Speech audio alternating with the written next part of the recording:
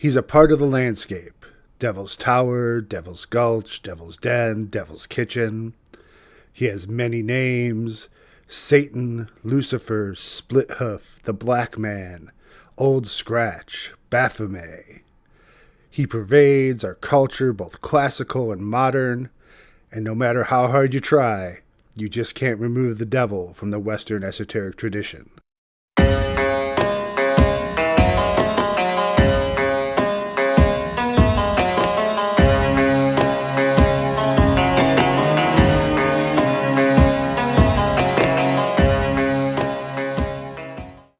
Hey folks, this is James, aka Threskiornis, and I don't know if I had heard this quote somewhere or if it's something that I made up by myself, but it holds true.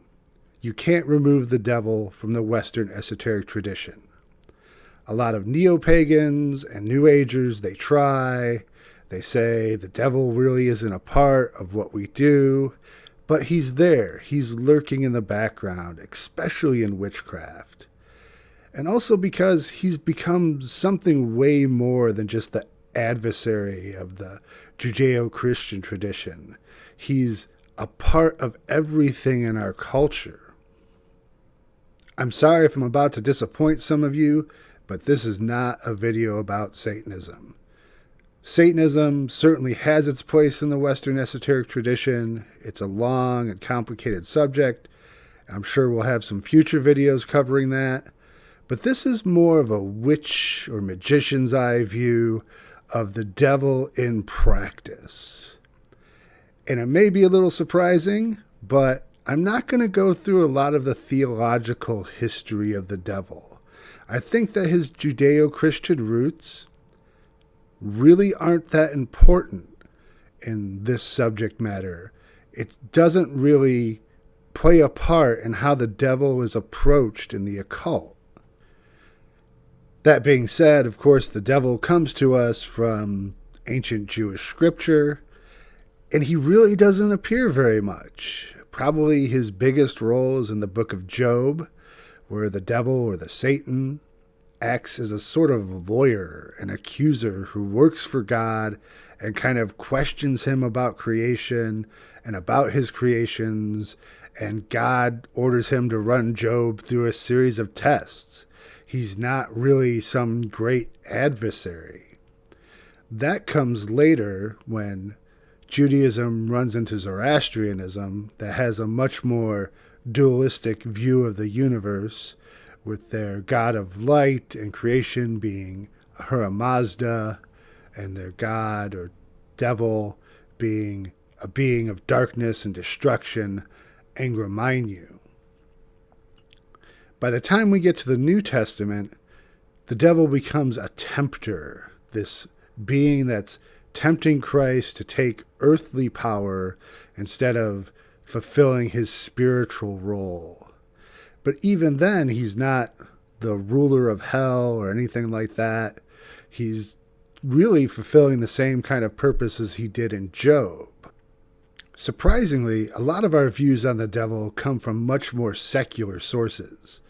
The first being the Divine Comedy by Dante Alighieri, which portrays Satan as the ruler of hell and the punisher of the wicked.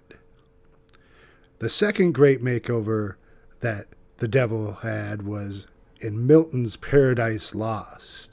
And here we see him connected strongly with an archangel fallen, Lucifer. And he becomes more of a rebel and is actually somewhat of a sympathetic figure. Now, of course, both of these works were very political in their nature. They were meant to be allegories talking about political situations at the time. But they truly stuck with us to the point where you could see in the Catholic Church that some of these views become canonical, as Satan as the ruler of hell, as Satan as a fallen angel. And it's kind of interesting how the popular culture changes the actual theological beliefs of this very interesting figure. It's also during this time that the physical form of the devil starts to take shape. In Milton, he is the snake in the garden, but in general, throughout the Middle Ages, he becomes this bestial figure, this dark god with horns and cloven hooves, more akin to Pan of the ancient Greek tradition, and something of a god of the darkened wood. And this is obviously deliberate on the part of the Christian church to portray these pagan gods as something evil, as something against God. It's to turn the people away from their ancient practices. And it's also at this time that the devil starts to become a major part of the occult tradition. The guy you call up to get things done. The patron of magicians and witches. A great example of this are a group of grimoires from the Iberian Peninsula attributed to Saint Cyprian of Antioch, who is supposed to have been a pagan sorcerer converted to Christianity.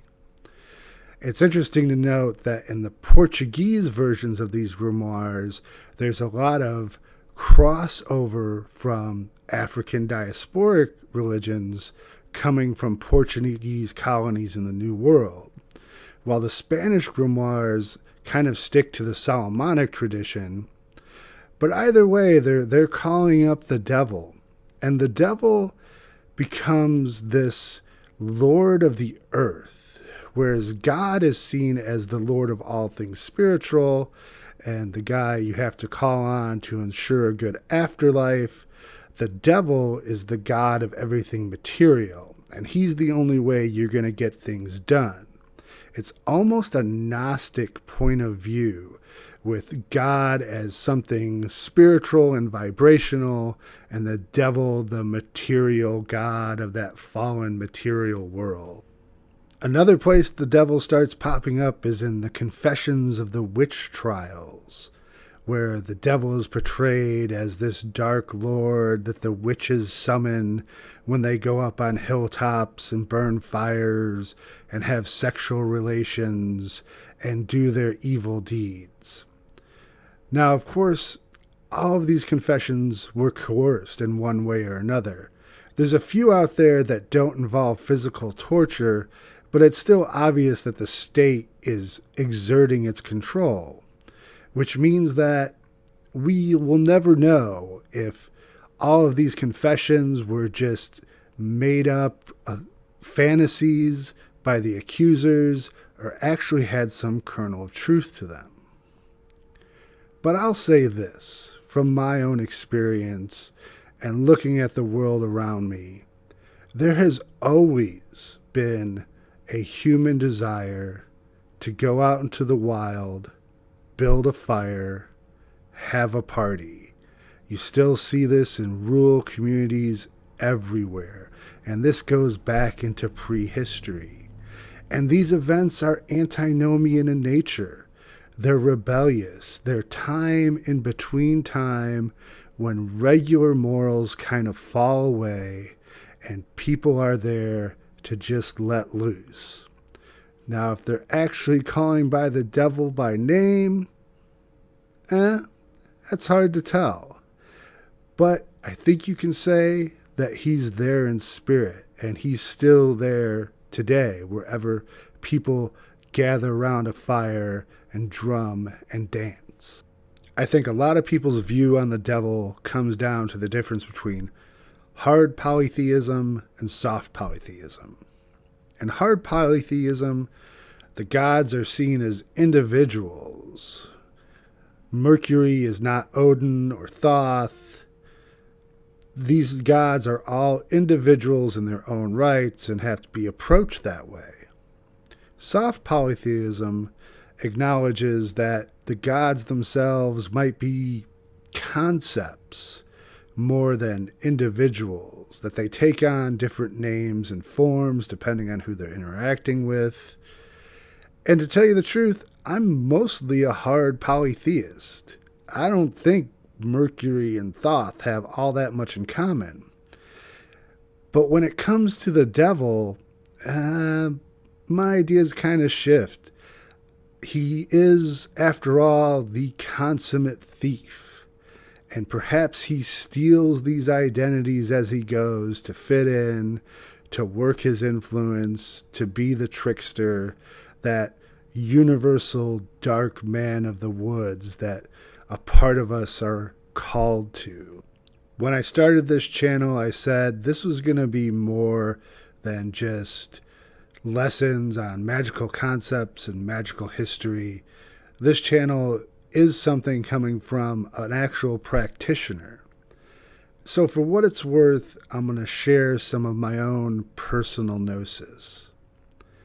And it was at an event, like I said, where people are dancing, magic is being done, part party, part spiritual retreat, that I was watching one of my friends dance around in a Baphomet mask, and I got a distinct impression. There was certainly a shift in perception where I had a message given to me from a being who I would call the devil.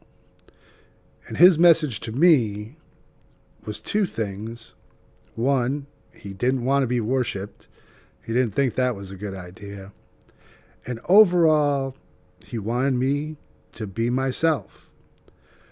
So I've taken that advice, and I've been on this path for a long time now, and I think that calling up the devil every once in a while is a part of it. As always, if you want to see more of the Scroll of Thoth, you got to hit that like and subscribe button. Please do that right now while you're watching this video. We're also continuing our Ko-Fi campaign to finance our trip to Egypt coming up in November. And I also want you to check out our Redbubble store, where not only that I have merchandise with Scroll of Thoth on it, but we've also started a line of vintage images of the devil on t-shirts and mouse pads and phone cases and other stuff. I think they're really cool and interesting. You want to show a little bit of your antinomian tendencies, head on over to Scroll of Thoth Redbubble and check those out. And as always, thank you for watching.